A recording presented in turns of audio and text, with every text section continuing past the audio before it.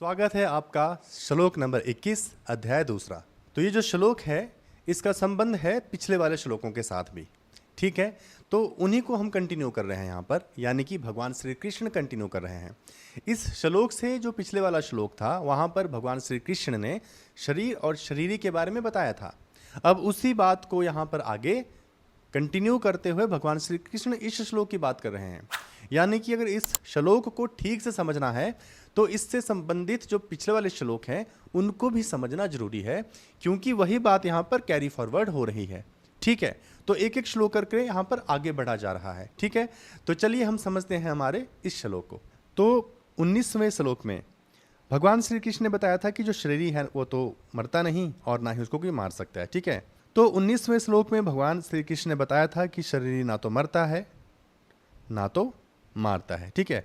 और जो मरने का निषेध है वो श्लोक 20वें में कर दिया गया था, ठीक है। और अब मारने का निषेध करने के लिए इस श्लोक में भगवान श्री कृष्ण कहते हैं, वेदा विनाशिनम नित्यम य एनम अजम व्ययम कथम स पुरुषः पार्थ कम घात्यति हंति कम। अब हम इन पदों का अर्थ समझ लेते हैं। सबसे पहले है वेदा विनाशिनम, इसका अर्थ हुआ, पहले है वेद, ठीक है, आगे है अविनाशिनम।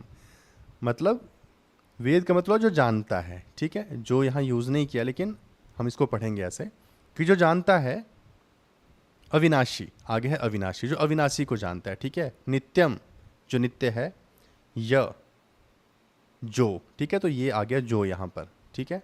जो जानता है कि अविनाशी नित्य है, इन का मतलब यहाँ पर शरीरी की बात हो रही है, ठीक है।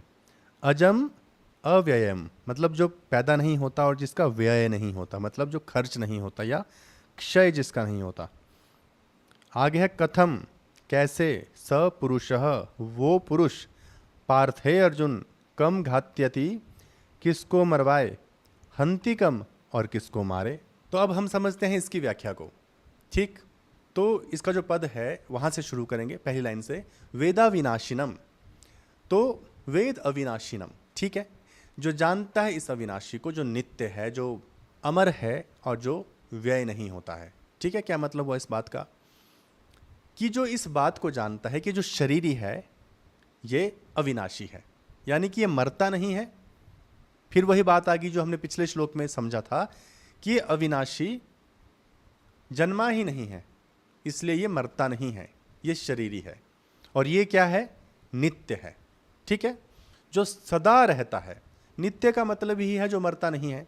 समझ लीजिए कि जो अविनाशी शब्द है वही नित्य भी है, जो सदा ही रहने वाला है। सब कुछ जब नहीं होगा वो तब भी होगा, जब कुछ नहीं था वो तब भी था, ठीक है।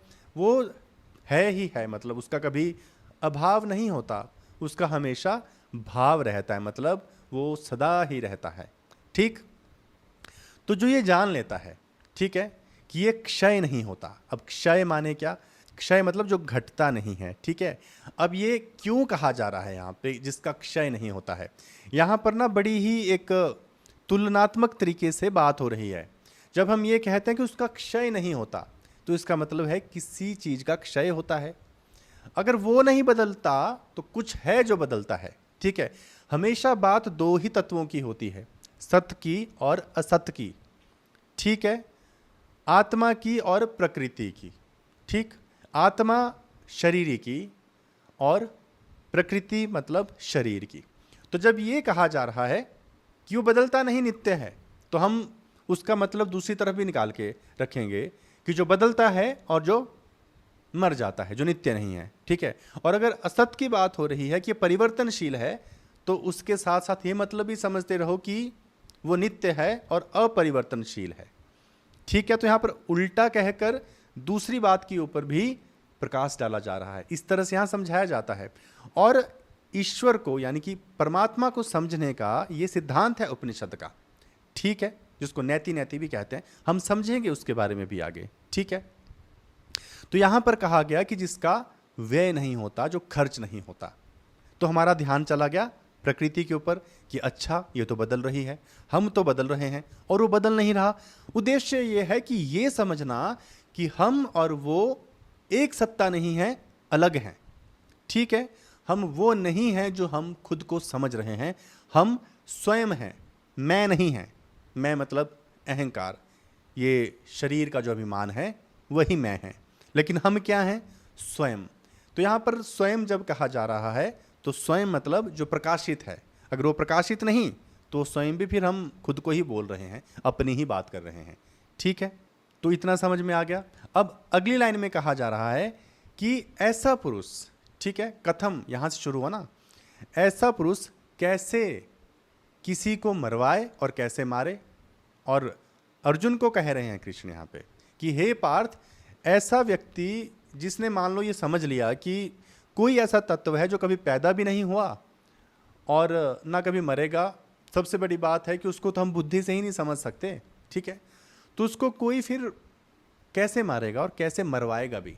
यानी इतना मूर्ख तो कोई नहीं होगा। ठीक है, आपको पता है कि आपके सामने मान लेते हैं एक पल के लिए कि आत्मा आ गई, खड़ी होगी, जैसे फिल्मों में दिखाते हैं। हालांकि आत्मा वो कंसेप्ट है ही नहीं, हम इसको पढ़ रहे हैं ना अभी उपनिषदों के माध्यम से, गीता के माध्यम से। तो आत्म तत्व की तो बात ही हो रही है। वो ना पैदा होता है, ना मरता है, ना उसका कोई आकार है, कोई रंग रूप गंध नहीं है, ठीक है, उसका कोई लक्षण ही नहीं है। लेकिन मान लीजिए कि उसको मारना है आपको और आप गन लेके जा रहे हैं, आपको पता ये मरता ही नहीं है भाई, तो गन ले जाके करना क्या है? यानी कि आपके अंदर उसको मारने की इच्छा ही नहीं होगी। क्या आप आकाश को मार सकते हैं किसी भी तरह से कि बम फोड़ दिया, ठीक है, परमाणु हमला कर दिया? नहीं। तो जिस चीज को खत्म नहीं किया जा सकता, हमारे मन में भी ऐसा विचार नहीं आता, हम ऐसी कल्पना भी नहीं करते कि हम इसको मार ही डालेंगे।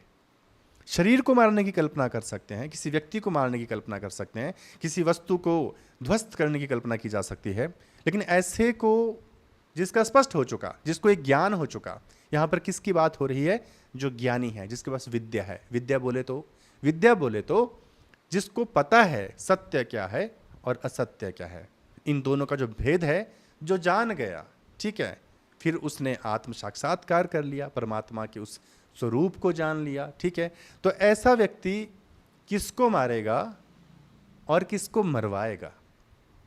तो भगवान कृष्ण यहां अर्जुन को ये उपदेश दे रहे हैं कि तुम भी इसी बात को जान लो, ठीक है, और जब तुम ये जान लोगे तो फिर तुम्हें इस बात का कोई शौक नहीं रहेगा कि मैं किसको मार रहा हूं, क्योंकि तुम किसको मार रहे हो यहां पर और किसको मरवा रहे हो। मतलब यहां पर यह है कौन किसको मारेगा और किसको मरवाएगा। तो यहां पर पांडव भी खड़े हैं। एक यहाँ पर समाधान शंका का ये भी है कि यहाँ पर पांडव भी तो खड़े हैं, हम मारेंगे भी और अपने लोगों को मरवाएंगे भी। ठीक है, तो अर्जुन को लग रहा है कि मैं कारण हूँ, मैं यहाँ दूसरों को भी मारने वाला हूँ और अपने लोगों को भी मरवाने वाला हूँ। तो अर्जुन कह रहे हैं कि किसको मरवाओगे और किसको मारोगे तुम, ठीक है, वो तुम्हारी रेंज से बाहर है। ठीक है, तो इसीलिए भगवान श्री कृष्ण अर्जुन को समझा रहे हैं कि इस मोह से बाहर निकल जाओ, अपने कर्तव्य का पालन करो, यही इस समय तुम्हारा परम धर्म है और उससे विमुख होने की चेष्टा मत करो। इस तत्व को जानो और खड़े हो जाओ और युद्ध करो। एक और महत्वपूर्ण बात यह है इसी श्लोक में जो यहाँ पर समझाने का प्रयास किया गया है कि कृष्ण अर्जुन को ये बता रहे हैं कि देखो हमने अनेक जन्म लिए, ठीक है, 84 लाख योनियों की बात होती है, ठीक है, लेकिन वो जितनी भी योनियां हैं उनमें कभी भी किसी भी समय में ऐसी कोई संभावना नहीं है जहां पर इस तत्व को जाना जा सकता है। इसलिए तुम खड़े हो जाओ, इस मौके को हाथ से मत जाने दो और युद्ध करो। तो उम्मीद करता हूं आपको ये श्लोक समझ आ गया होगा अच्छी तरह से। अब हम मिलेंगे हमारे अगले श्लोक में, अगले वीडियो में। तब तक के लिए आप अपना ख्याल रखिए।